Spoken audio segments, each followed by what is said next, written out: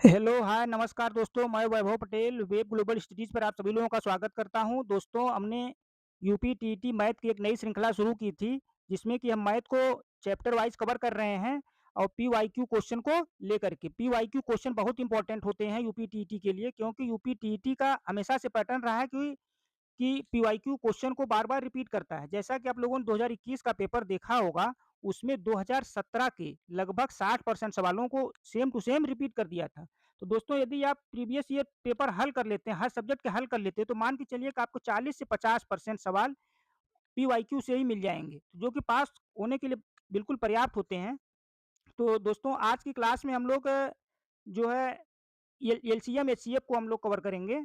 LCM HCF आज हमने लिया है। एलसीएम एचसीएफ के जो भी पीवाईक्यू हैं, इस क्लास में इसको हम हल करेंगे। पीवाईक्यू को हम लोग कवर करेंगे। जितने भी 2011 से लेकर के अब तक एलसीएम एचसीएफ के सवाल पूछे गए हैं, वो सभी सवाल आप देखेंगे इस क्लास में। और एक चीज़ हम आपको बता दें, अभी तक आप लोग एचसीएफ जो है गुणनखंड विधि या भाग विधि से आप लोग निकालते आए होंगे, लेकिन आप क्लास में लास्ट तक बने रहिएगा। लास्ट में हम एचसीएफ निकालने के हमको आपको शानदार ट्रिक बताएँगे, जो कि डिफरेंस मेथड से ल लगाते हैं। इसको हम लास्ट में बताएँगे। पहले जो है हम पीवाईक्यू देख लेते हैं एलसीएम एचसीएफ की जो भी पूछे गए हैं। तो आइए शुरू करते हैं। आज का पहला सवाल जो है, क्या कह रहा है कि कह रहा है 2 संख्याओं का महत्तम समापवर्तक 6 है, लघुत्तम समापवर्तक 432 है, एक संख्या 48 है, तो दूसरी संख्या पूछ रहा है। तो आप जानते हैं कि एलसीएम गुणे एचसीएफ जो होता है, वो दोनों संख्याओं का गुणनफल होता है। एक संख्या अगर ए है, दूसरी संख्या बी है। यहाँ पे एलसीएम आपको दे रखा है 432 है, एचसीएफ आपको 6 है, एक संख्या आपको 48 दिया है, दूसरी संख्या बी पूछ रहा है। तो आप कर लीजिए इसको। 6 से आप इसको काटिए, 6 अठे 48, 8 से इसको काट दीजिए, 8 5 40 और 8 चौक 32। सही आंसर क्या आ जाएगा? 54। ठीक, तो इसका आप सही आंसर बता पाएँगे 54। एक तरीका इसको हम और आपको बताते हैं। इसका एक तरीका और आप कैसे लगा सकते हैं आसानी से। ये तो आप फ़ॉर्मूले से आप लगाएँ, बिना फ़ॉर्मूले के अगर आपको लगाना होता, तो दोस्तों ये 6 दिया है और 432 और एक 48 है, दूसरी संख्या हमारी मान लेते हैं बी है। तो दोस्तों, जो भी हमारी संख्या है, ये जो हमारा एलसीएम है, एलसीएम होता क्या है? इन्हीं संख्याओं का गुणनखंड तो होता है, इन संख्याओं का गुणनखंड होता है। तो अगर एलसीएम देखें, इसमें एक 9 आ रहा है, 4 3 7 2 9, इसका एक गुणनखंड 9 है। तो यानी कि 9 इसकी संख्या में भी आना चाहिए। इसका एक फैक्टर, संख्या का भी एक फैक्टर होना चाहिए 9, तभी तो एलसीएम में आएगा। 48 में देखें, 48 में 9 का फैक्टर नहीं है, यानी कि जो दूसरी संख्या है वह 9 से कटनी चाहिए, 9 से कटनी चाहिए। तो 9 से कटने के लिए 42 नहीं कटेगा 9 से, 52 नहीं कटेगा, या तो 27 होगा या तो 54। तो 27 और 54 2 ऑप्शन फँस गए, इसलिए जो हमने फ़ॉर्मूले से लगाए, उससे आप लगा सकते थे। इसका सही आंसर क्या आ जाएगा? 54। बाकी आप 2 ऑप्शन एलिमिनेट कर सकते थे। अगला सवाल, कह रहा है यदि मासा इतना दिया है, लसा इतना दिया हुआ, ए का मान पूछ रहा है, यानी कि मासा 4 दिया हुआ है, लसा 24 दिया हुआ है, एक संख्या ए है, दूसरी संख्या 8 है, तो इसका ए का ही मान पूछ रहा है। तो आप काट काट दीजिए, 8 त्रिक 24, 4 तिहाई 12, ए का मान कितना आ गया? 12। बिल्कुल सही। अगला सवाल, कह रहा है 2 संख्याओं का महत्तम समापवर्तक और लघुत्तम समापवर्त 12 और 72 है।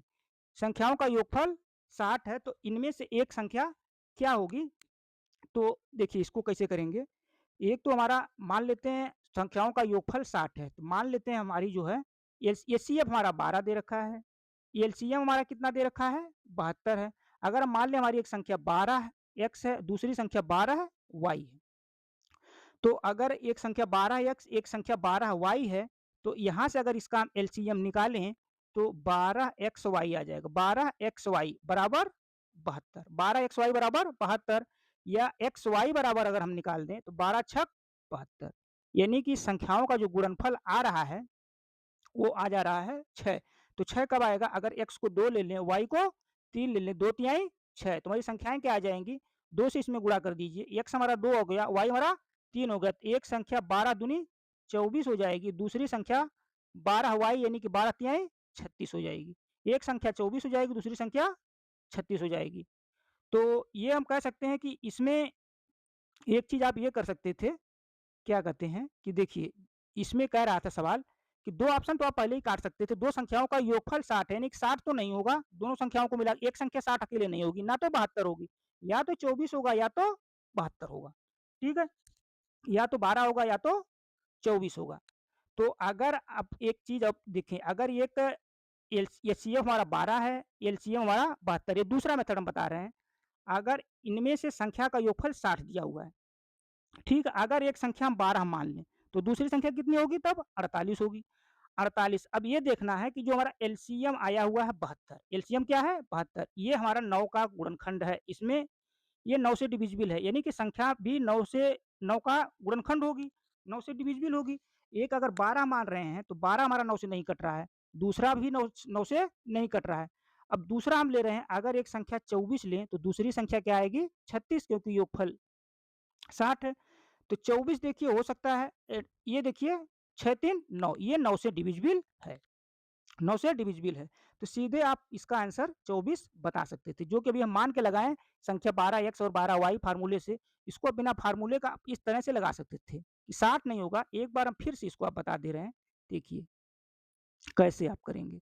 क्योंकि एक तो 12 दिया है और एक 72 दिया हुआ है, यानी कि संख्या हमारी जो भी होगी इसी 12 का मल्टीपल होगी, एचसीएफ का मल्टीपल होगी, या तो वह 12 होगी या तो 24 होगी, 60 और 72 तो नहीं है, ठीक है? 12 24 या 36 होगी, ठीक। अच्छा, एलसीएम हमारा 72 दिया है, जो कि 9 का एक गुणनखंड है, इसका एक गुणनखंड 9 है, यानी कि संख्या का भी 9 का गुणन होना चाहिए, गुणनखंड होना चाहिए। यानी कि अगर हम 12 लेते एक संख्या, तो दूसरी 48 आती, तो 9 का गुणनखंड दोनों में ही नहीं है। अगर हम एक 24 ले रहे हैं, तो दूसरी संख्या हमारी आ रही 36, 24 जो है 9 से नहीं कट रहा है, 36 9 से कट रहा है, यानी कि एक संख्या 9 से कटनी चाहिए। तो इसका सही आंसर क्या आ जाएगा? 24। अगला सवाल, ये देखिए बहुत अच्छा सवाल है, कई बार ये 4 स्टार का सवाल है दोस्तों। अगर भिन्न का आप फ्रैक्शन का अगर एचसीएफ निकालते हैं, तो आप अंश का एचसीएफ निकालेंगे, अंश का एचसीएफ निकालेंगे, और क्या करेंगे आप?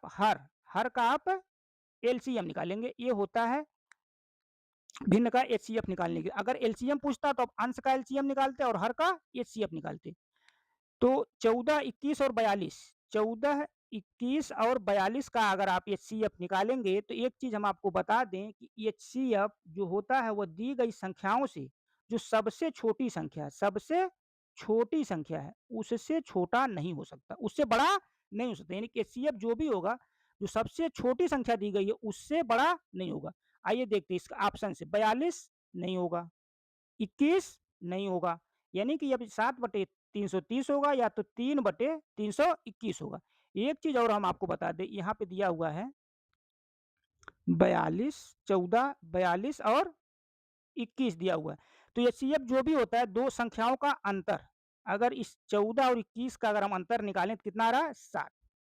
तो यानी कि एचसीएफ हमारा जो भी होगा, या तो 7 होगा, या तो 7 का कोई गुणनखंड होगा। यहाँ से 7 हमको सीधे मिल गया, तो एचसीएफ हमारा 7 आ गया। एलसीएम हमको निकालना ही नहीं पड़ा, नहीं तो आप 33, 22 और 55 का आप एलसीएम भी निकालते, इसका गुणनखंड करते, बहुत समय लगता है। ठीक है दोस्तों, इस तरह से अगर आपको एचसीएफ जब भी निकालना हो, तो एचसीएफ दो संख्याओं का अंतर ले लीजिए, या तो वो अंतर होगा, या तो अंतर का कोई गुणनखंड होगा, वही एचसीएफ होगा, और उससे ज्यादा कुछ नहीं। अब देख भी लीजिए, 7 से 14 कट रहा है, 7 से 21 भी कट रहा है, 7 से 42 भी कट रहा है, 3 से भी कट रहा था, लेकिन 3 इस 7 का गुणनखंड नहीं आ रहा था। एचसीएफ बड़ी से बड़ी संख्या होती है, तो 7 हमारा सही आंसर है। एलसीएम हमको निकालना ही नहीं पड़ा इस सवाल में, क्योंकि दो ऑप्शन हमने पहले ही एलिमिनेट कर दिए। यकीन एचसीएफ जो आएगा वो 7 से बड़ा नहीं आएगा, ठीक है? जो सबसे छोटी संख्या है उससे बड़ा नहीं आएगा। अगला सवाल, कह दो संख्याओं का योग 36 है, लासा 3 है और मा कितना दिया? मासा 3 है और लासा 105 है, उसके व्युत्क्रम का योगफल पूछ रहा है। अगर संख्या का योगफल 36 है, तो उसके व्युत्क्रम का योगफल पूछ रहा है। 1/a प्लस 1/b अगर आप निकालें, तो ये आएगा a प्लस b। तो यानी कि संख्या का योगफल दिया हुआ है, योगफल कितना है? 36। संख्या का योगफल हमको निकालना है, तो संख्या का योगफल जो होता है वह लासा और मासा का गुणनफल होता है, यानी कि 3 गुणे 105। 3 से इसको आप काट दीजिए 12, 12 यहीं 36, इसको 3 से काटिए, 3 चौक 12, 3 से इसको काटिए, 3 त्रिका 9, 3 पच्चे 15, 4/35, 4/35 सवाल का सही आंसर आ रहा है। अगला सवाल, कह दो संख्याओं का महत्तम समापवर्तक 13 है, उसका लघुत्तम समापवर्तक इतना है, एक संख्या 117 है, तो दूसरी संख्या क्या होगी? तो दोस्तों दूसरी संख्या जो भी होगी क्योंकि जो HCF दिया हुआ है 13, ये दोनों संख्याओं का कॉमन फैक्टर होता है ना, यानी कि 117 तो 13 से कट ही रहा है, तो दूसरी संख्या जो होगी, दूसरी संख्या वो भी 13 से कटेगी, 13 से कटेगी। यहाँ से आप डायरेक्ट निकाल सकते हैं, तो आप 13 से चेक कर लीजिए कौन सी संख्या कट रही। इसको आप 13 से भाग करके देखिए, 13 कम 13, 9 और 4, 13 सत्ते 91, ये 13 से नहीं कट रहा है। 13 कम 13 और 13 और 9, 9 और 3, ये भी 13 से नहीं कट रहा है। 13 से आप इसको काटिए, 13 कम 13, 13 9, 13 सत्ते 91, ये संख्या 13 से कट रही, ये भी 13 से नहीं कट रही। तो इसका आंसर आप सीधे निकाल पा रहे थे, या तो फिर आप फार्मूले से करते। फार्मूले से आप कैसे करेंगे? फार्मूले से भी करके बता दे रहे हैं। तो एक HCF दे रखा है, एलसीएम 1989 बराबर 117 गुणे दूसरी संख्या आप मान लीजिए ए है। तो इसको काटिए, 13 13 नवा 117, 9 से आप इसको काटिए, 9 दूनी 18, 9 दूनी 18, 9 कम 9, 221 आ रहा है ना, सही है। अगला सवाल, 2/3 और 3/4 का लघुत्तम समापवर्तक क्या होगा? तो भिन्न का है, तो यानी कि 2 और 3 का आप एलसीएम निकालेंगे, फिर 3 और 4 का एचसीएफ निकालेंगे, यही ना। तो 3 और 4 का एचसीएफ निकालेंगे तो एक आ जाएगा, एक आ जाएगा, ऊपर 2 और 3 का एलसीएम 6। तो इसका सही आंसर 6। बहुत आसान सवाल था। अगला सवाल, अगर ये कह रहा 9 का अपवर्त है जहां x एक अंक है, तो x का मान क्या होगा? ये डिविजिबिलिटी का सवाल। 3 1 x 5, ये 9 से डिविजिबल है, तो x का मान क्या आएगा? तो 9 का डिविजिबिलिटी रूल क्या है? संख्या के अंकों का योगफल। अगर 9 से विभाजित है तो संख्या भी 9 से विभाजित होगी। इसको आप चेक कर लीजिए, 5 3 8 1 9, पूरा कट जा रहा है, हटा दीजिए, केवल बचा क्या? x। यानी कि अगर यह x कितना होना चाहिए जो 9 से डिविजिबल हो जाए, तो x को कम से कम 9 होना पड़ेगा, या तो 0 हो जाए। तो 0 दिया नहीं, सही आंसर 9। अगला सवाल, दो प्राकृतिक संख्याएं 6 संबंधी 9 के अनुपात में है, यदि उनका लसा 462 है तो उनका मासा क्या होगा? उनका मासा क्या होगा? तो इसको कैसे करेंगे? कह रहा है 6x, मान लेते हैं हमारा एचसीएफ x है, तो संख्या 6x हो जाएगी और एक 11x हो जाएगी, ठीक। ये एचसीएफ हमने यहाँ पे माना है x। तो अगर इसका एलसीएम हम निकालें तो एलसीएम हमारा आएगा 6x गुणे 11x बराबर 462।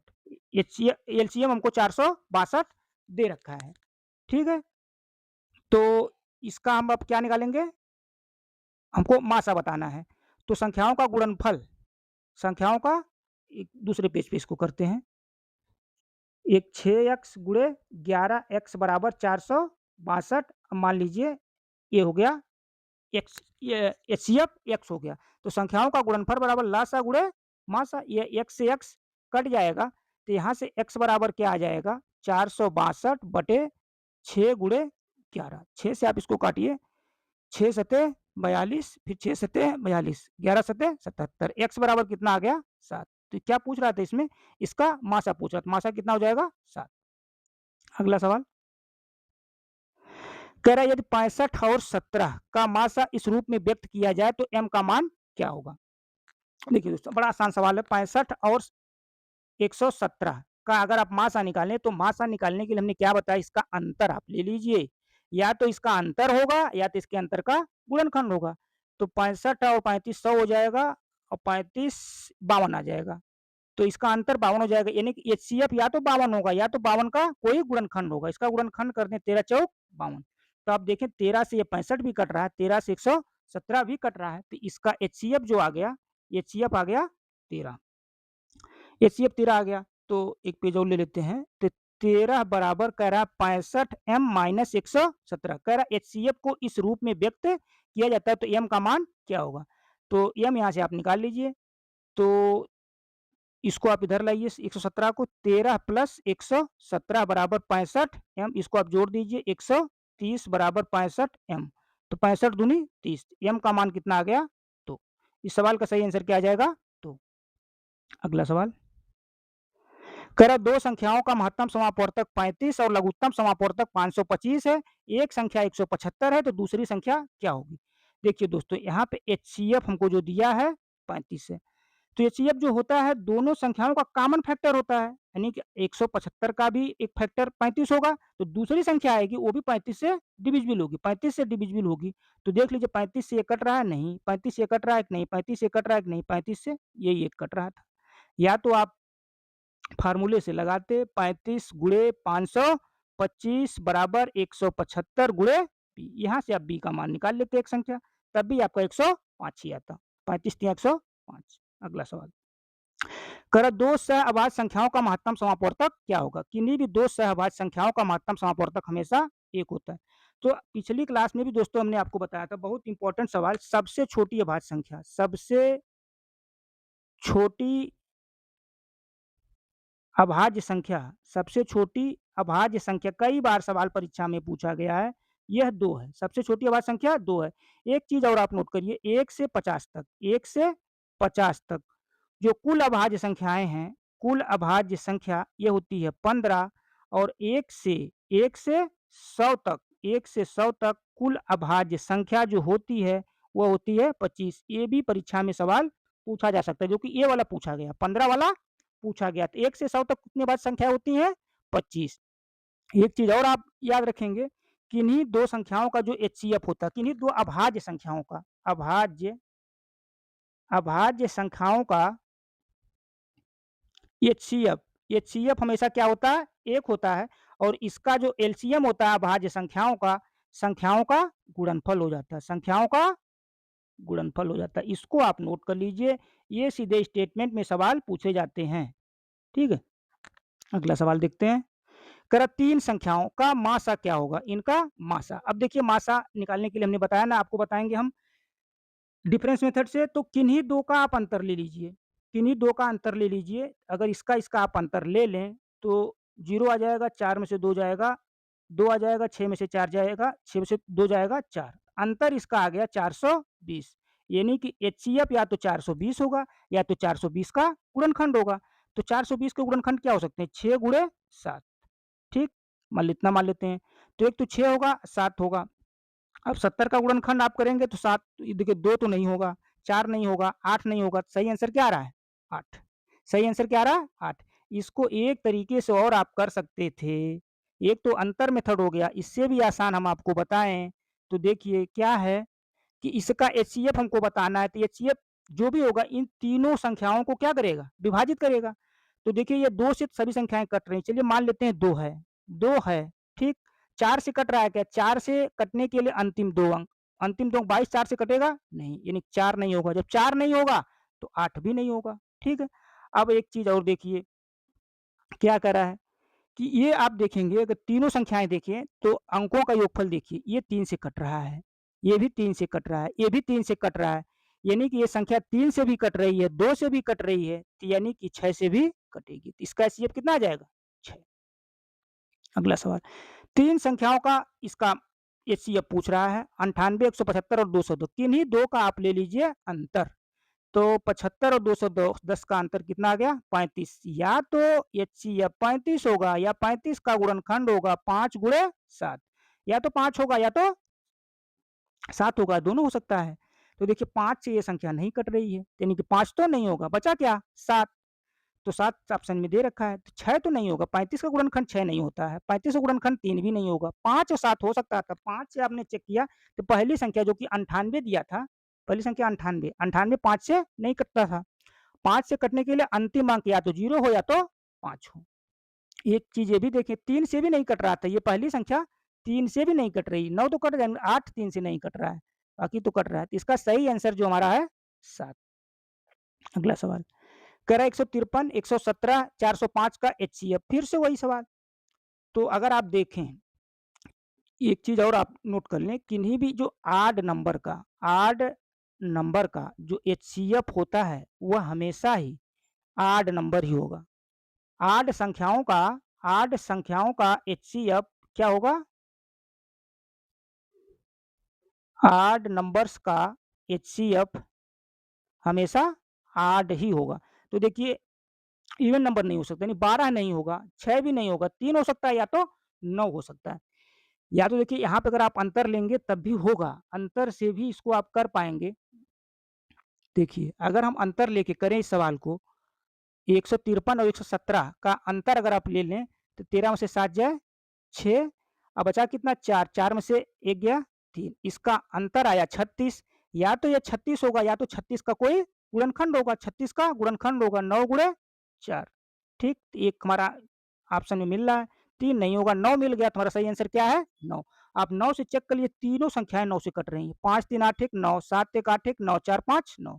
तो सीधे आप देख के बता सकते थे कि तीनों संख्या 9 से डिविजिबल है, तो एचसीएफ भी हमारा 9 होगा। अगला सवाल, 10 सहअभाज्य संख्याओं के किसी समुच्चय का माध्य हमेशा क्या होगा? 1 होगा। इसको आप नोट कर लीजिए, कितनी भी अभाज्य संख्याएँ हैं, उनका हमेशा एचसीएफ क्या होगा? 1 होगा। 2 अलग-अलग संख्याओं का एचसीएफ हमेशा 1 होता है। जब संख्याएँ, एक संख्या विषम है, दूसरी संख्या सम है, नहीं। एक संख्या अगर विषम मान लीजिए 5 है, एक संख्या 20 है, इसका एचसीएफ अगर आप देखें तो इसका एचसीएफ 1 होगा? नहीं होगा। इसका एचसीएफ 5 आ जाएगा, ये भी नहीं होगा। दोनों संख्याएँ सम संख्याएँ हैं, तब तो हो ही नहीं सकता, यानी कि एक 4 है, एक 8 है, नहीं होगा। दोनों संख्याएँ विषम संख्या हैं, एक 5 है, एक 15 है, इसका एचसीएफ 1 होगा क्या? नहीं होगा। दोनों संख्याएँ क्या होनी चाहिए? अभाज्य। यही हमारा सही आंसर। किन्हीं 2 अलग-अलग अभाज्य संख्याओं का उच्चतम उभयनिष्ठ गुणनखंड, देखिए इस तरह शब्दों में सवाल आपको पूछ के फँसा सकता है, इसका भी उत्तर क्या होगा? 1 होगा। अगला सवाल, 2 अभाज्य संख्याओं P और Q के निम्नलिखित में से कौन-सा कथन सत्य है? अभाज्य संख्याओं का जो एचसीएफ होना चाहिए, 1 होना चाहिए। एचसीएफ गुणनफल कह रहा, नहीं होगा। एचसीएफ यहाँ पे कह रहा है योगफल होगा, नहीं होगा।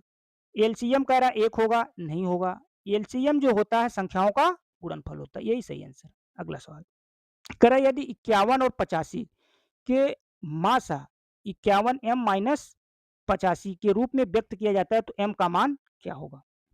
m का मान क्या होगा इसमें? देखिए 51 और 85 इसका आप अंतर ले लीजिए, अंतर आ रहा है इसका 34, यानी कि जो भी हमारा एचसीएफ होगा इसका गुणनखंड होगा, तो 34 का गुणनखंड 17 गुणे, तो 17 से 17 51, 17 पचे 85, तो इसका एचसीएफ आ गया, इसका एचसीएफ 17 आ गया। ठीक है, तो एचसीएफ को कह रहा है इस रूप में व्यक्त किया जाता है, किस रूप में? 51 m माइनस 85, 51 m माइनस 85, तो 17 से काट दिए, 17 तियाँ 51, 17 पचे 85, ये 1 आ गया। 1 प्लस 5 बराबर ये 3 m, m बराबर कितना आ जाएगा? 5 1 6, m बराबर 2 आ जाएगा, m बराबर 2, सवाल का आंसर 2। अगला सवाल, कर वह सबसे बड़ी संख्या ज्ञात कीजिए जो 25, 35, 40, 30 को पूरी तरह विभाजित करती हो।